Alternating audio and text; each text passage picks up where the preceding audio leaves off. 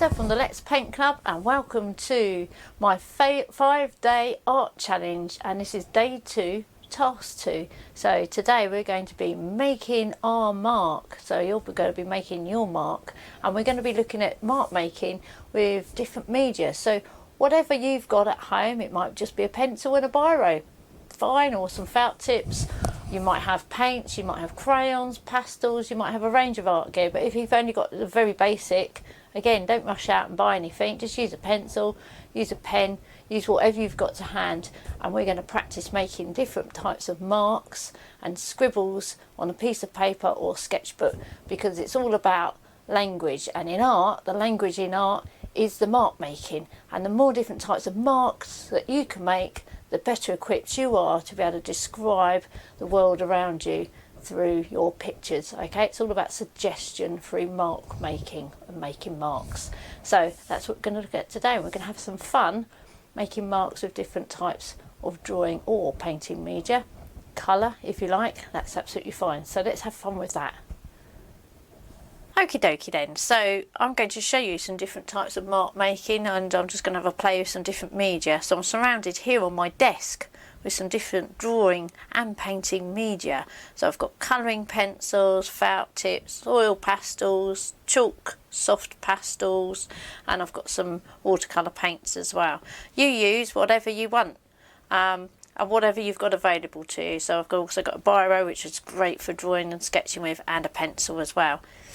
On the left here, you'll notice that there is a couple of pages from my sketchbooks where I've made some scribbles, just trying out some different pens and washes there, and also some different marks and colours with some watercolours. So you can do this all the time when you want to just do something creative, explore and have a bit of fun, and discovering new different ways to suggest marks and things in the landscape. And it's a great way to warm up as well before you get painting and drawing too. So it's a good one to practice, especially if you buy a new medium, a new drawing or painting medium. It's a perfect way to get to know what it will do. Okay, so here we are. We're going to have some fun today. I'm just going to set these aside for a minute. Just pop them over there, and I'll start with some pencil work.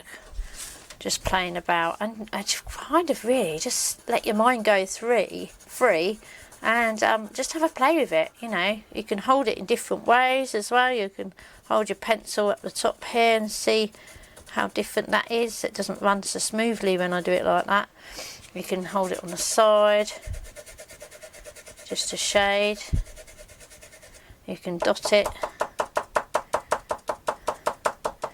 You can hold it further down.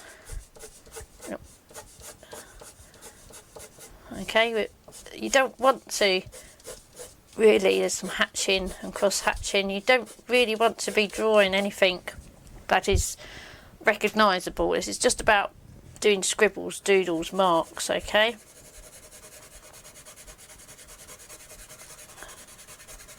there we go. Let's have a go with the pen.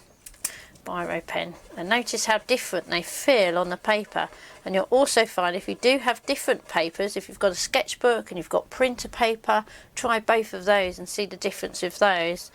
They will both feel different to work on. And if you've got pastel paper as well, or if you've got watercolour paper, if you happen to have that too, try it on there. You could even try on some brown paper, you know, baking paper. See what some of that's like on there. Does it work on baking paper? Because it's good to try different surfaces too. Okay.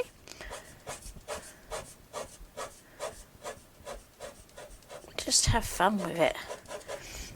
Let's try with colouring pencil as well. There we go. Something that might show up. Doesn't want to be neat. Wants to be messy.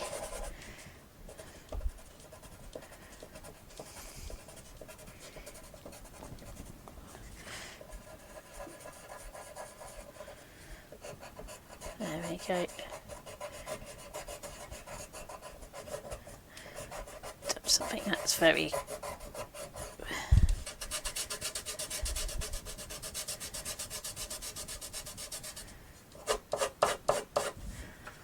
okay. There's a felt tip pen. particularly good at stippling. If you're going to do lots of dots, dots close together and dots far apart. There we go. It looks darker when they're all together, doesn't it? So shadier and paler when they're spaced out.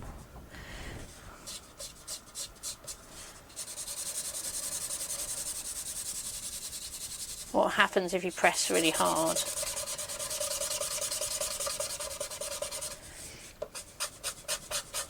And I'll do a little bit of paint as well. Grab a brush.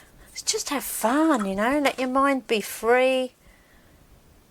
Just discover the joy of playing, you know, think childlike again. Just let it go and focus on the movement of your brush or pencil or pen on the paper. Does it feel smooth? Is it rough? What kind of marks is it making? Which ones did you enjoy making most of all? You can even splatter it, couldn't you? There we go. Okay. So just enjoy. Just become immersed in the moment of playing, experimenting, having fun. You know, you could do as much as you want.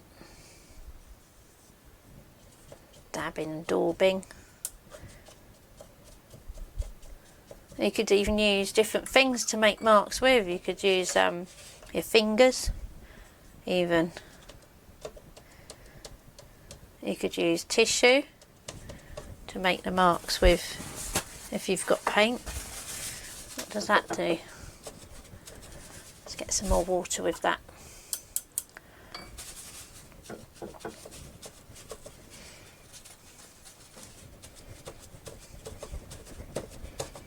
Different effects, okay, but most of all just have fun with it and enjoy experimenting and playing. It's not often as adults we get a chance just to experiment and play, is it? We're busy working, we're busy running the house, we're busy thinking of the next thing we've got to do tomorrow, we're busy looking after the children and making sure your other half's all right when they get home, if they got food. Okay, just give yourself a chance to be you, just relax, have some fun.